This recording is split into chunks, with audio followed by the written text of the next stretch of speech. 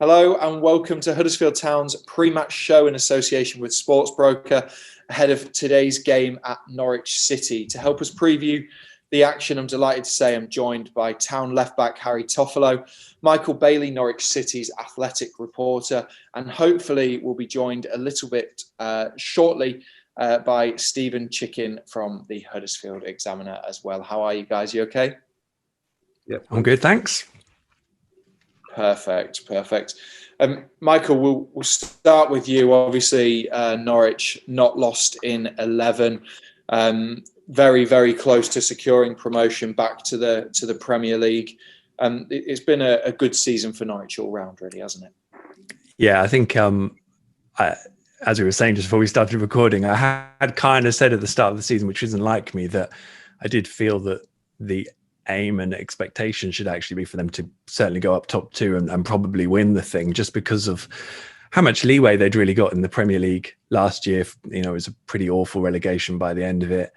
And the fact they'd managed to keep most of the squad together, everything was really stable. Financially, they were still in a decent position against a championship where all sorts of, financial issues have been thrown up and physical issues as well from the pandemic. So Norwich felt that they were in such a good position that it was almost too good an opportunity for them to fail, really. So and that's being quite harsh in a way on them, and quite, that's putting the pressure on. But I think the way they've gone about it, the change in mentality from basically losing every week to having to win every week, I think that's been a huge achievement from the staff, and the players as well can take great credit in that.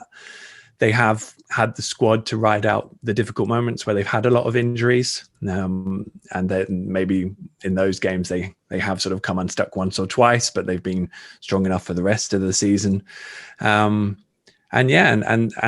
for a club that's tried to build on getting better and better as a squad and as a club, despite relegation from the Premier League, I think they've probably got as close to it as they possibly could have done, bearing in mind they're playing in the Championship. So still work to do, obviously, but you couldn't wish to be in a better position. And I think the results yesterday make it one of those points in the season where I think it's now in Norwich's grasp to just go and finish the job. Yeah, Toff's Carlos said how much of a challenge this game is going to be, but both teams, haven't they, have come on leaps and bounds since we met the first day of the season. Yeah, massive. I remember that game very, very well. It's the fixture I looked for at the start of the season, was this one specifically, and I'm gutted that I won't be able to be involved in it.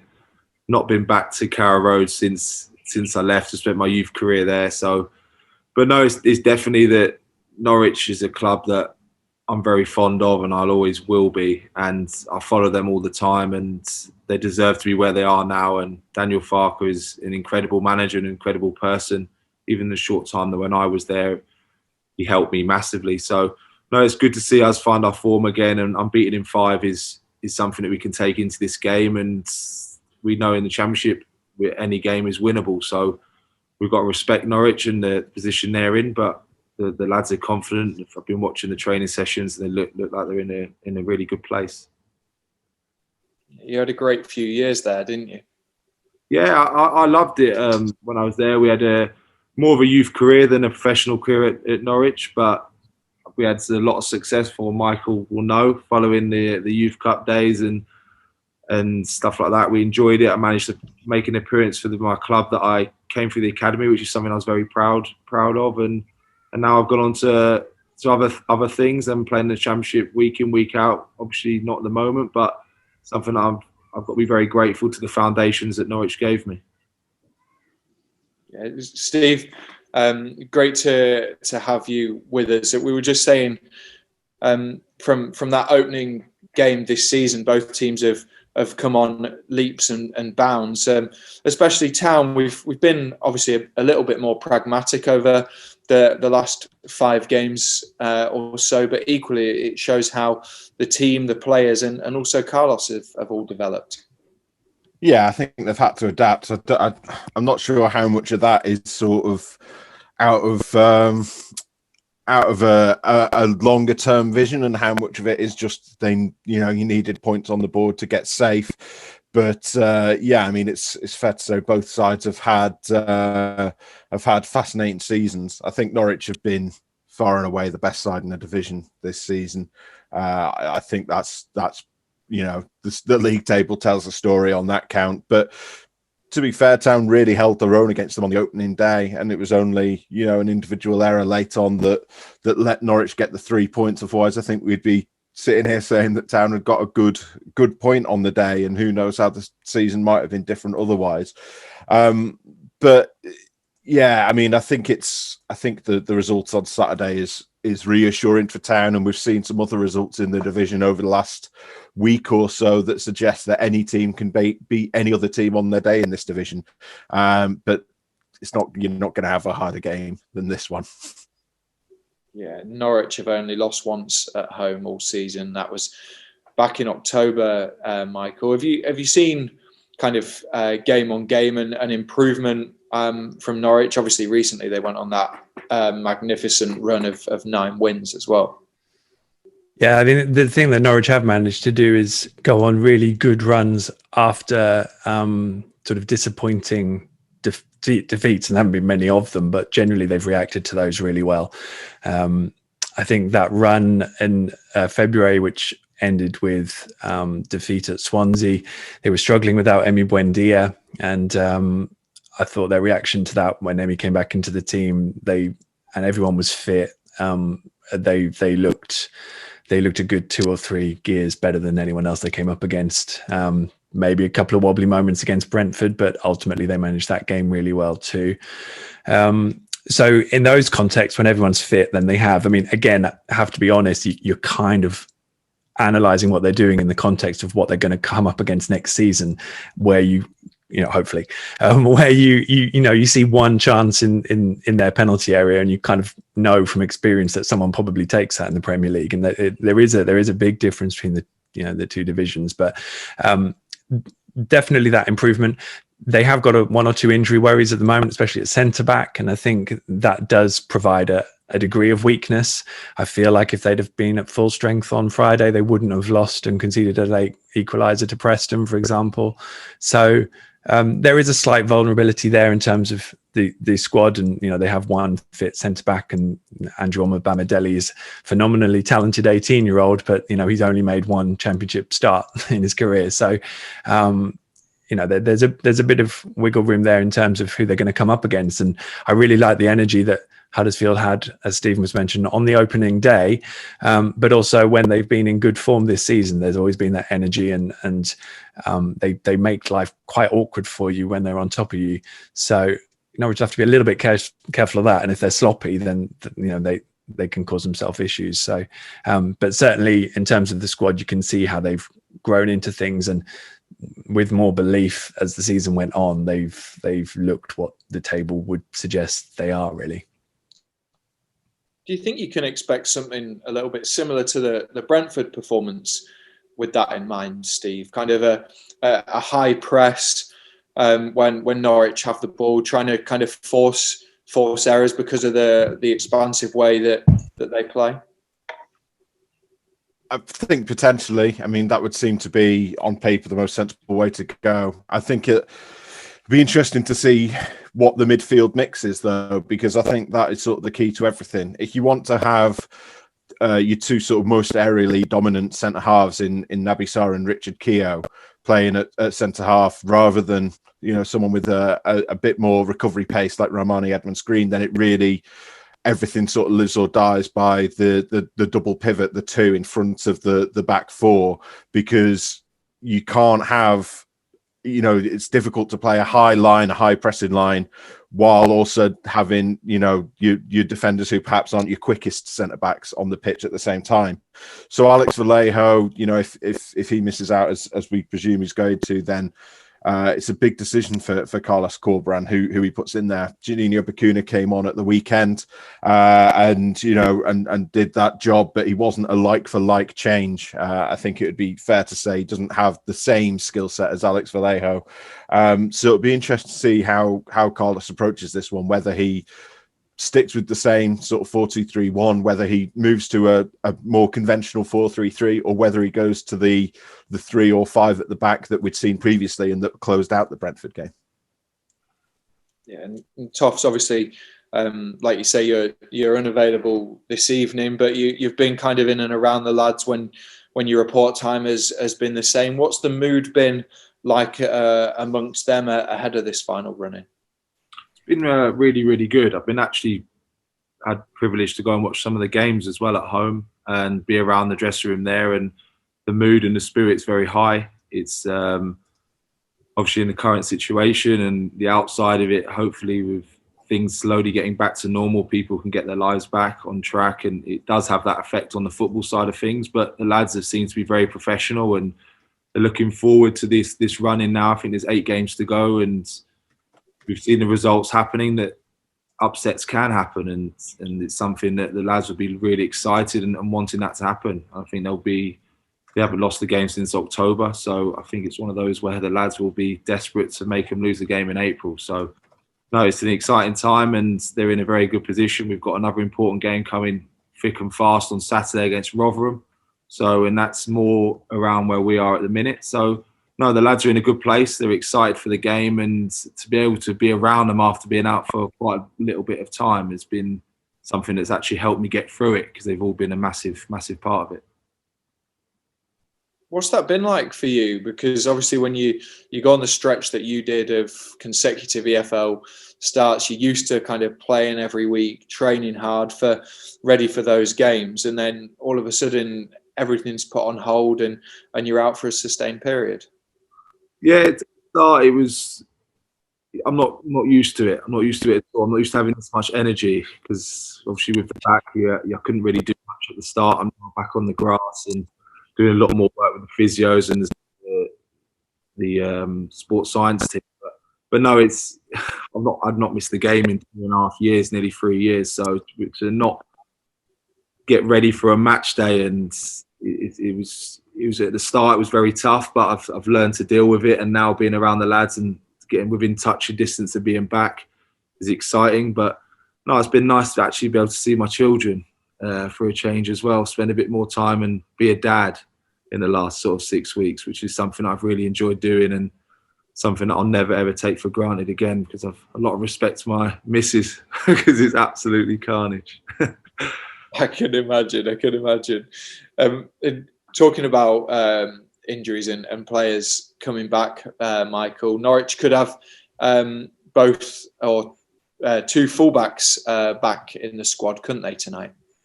Yeah, so it looks like Max Aarons, as I say, I'm trying to coach myself into that one. Max Aarons will be back. I think he only had a slight knock after the England under-21s in Slovenia, and I think he was, completely exhausted. To be honest, Norwich had a very tough proposition for themselves on Good Friday with so many players. I think Max, Todd Cantwell, and Ollie Skip were all 2,000 kilometers away and kicking off at Preston in 40 hours time. So I think not exactly ideal in terms of recovery. So Max didn't make it, but I think it was only a minor ankle knock. So I would imagine, will start. Which, Barley Mumba did really good stepping in for him against Preston, but it probably was Barley's error in the last minute of injury time that led to the equaliser. And then Dimitri Giannoulis, who's a Greek international. So again, he was in Thessalonica, I think 40 hours before kickoff as well. And I think Daniel Farker said he turned up at the training ground on Thursday afternoon and looked like a zombie. So they were like, "Nah, you're staying here, mate." And we're off to Preston without you. But yeah, he will come in, and he's on loan from PAOK for the rest of the season, but again is someone that basically Norwich will buy for £7 million if they go up as an obligation, which is the same deal with Ben Gibson. So you sense from that how Norwich have basically been recruiting for what is going to be ahead of them next year. And again, Giannoulis is a player who is linked with Liverpool, linked with Porto, linked with Atalanta. He has been playing Europa League football. As I said, it's Greek international. And he's not really been brought to play in the Championship. It's just a good opportunity for him to sort of get accustomed to English football before he heads into the Premier League. And he does look a very, very tidy footballer. He's really athletic. He actually has handled the defensive side of it very well, which I guess was one of the physicality of the Championship. You wondered if that might be, how he would react to that. But after maybe a shaky start in his first couple of games, he's just grown more and more comfortable. So yeah, I mean, they certainly make Norwich stronger than where they were on Friday, and they're both first team regular starters. Whether Max Aarons will still be here next season, we'll have to see. That's something Norwich will have to contend with. But yeah, they'll two to keep an eye on tonight, definitely. Yeah, and Emi Buendia might be a doubt. He picked up a little knock, did he, at Preston? Well, yeah. I mean, he got repeatedly kicked. I think it's probably the way to put it. I think Preston saw the goal he scored and were like, well, we better nail this guy. So I think he just could end up with a very blooded ankle, which, hey, fair enough. That if, any team's got to deal with their opposition the best they can. So yeah, hopefully Emi's been integral to Norwich since he's joined. They've only won twice in the league without him. In fact, the first time they did that was at Huddersfield at the start of the season, which is remarkable when you consider the first of those seasons Norwich won the Championship. So I think there are a lot of Norwich fans who feel he's one of the most talented players they've ever seen in a yellow shirt. He is a wonderful player to watch. He's a joy most of the time, and I think he would be the hardest one for Norwich to replace if they sold him. So there's an element, I'm sure most neutrals would be happy to see Emi Buendia play because he's a joy to watch, but probably not most opposition teams. So, and to be fair, if he's fit, he won't be on the bench. If he's fit, he will start, and that will be that. And I would expect him to start tonight, to be honest. Yeah, if he is a doubt, Steve, that's a little boost for Town, especially with, like we said, Alex Vallejo and Pippa potentially both missing out through injury. Yeah, I think obviously injuries have affected everyone this campaign, but Norwich have got they've got a really good squad. They've held on to a lot of the players they had in the Premier League that they've come down with, and even added to that. I think they were one of the busiest, if not the busiest team in the Championship last summer in terms of bringing in players. So I'm sure, as I say, the recent results suggest they haven't suffered too badly from those absent players, and Town will still need to be at the top of their game to get anything out of this one. Yeah, absolutely. And just before we go, Michael, what do Town have to do to beat Norwich? What's Norwich's main weakness kind of been this year? I think, and Brentford showed it in the first 10, 15 minutes of the game. I think if you really press Norwich and you can press them out of the ball, and also if you can win the ball and turn them around and be brave with runners beyond Norwich's midfield, then there is space. You can get at Norwich's backline, but you have to do it really quickly and really efficiently because Norwich have also got really good legs in midfield and they will get back. So you have to either win the ball really quickly, or if you win it for deeper, be brave with the position so you can get at Norwich's backline. But it is really difficult because the more space you leave them at the other end, the more they can just take advantage of you. And I think lots of managers have talked about how fluid Norwich's front players are in terms of positions, and the rotations make it really difficult to keep track of them, to be honest, and keep your shape.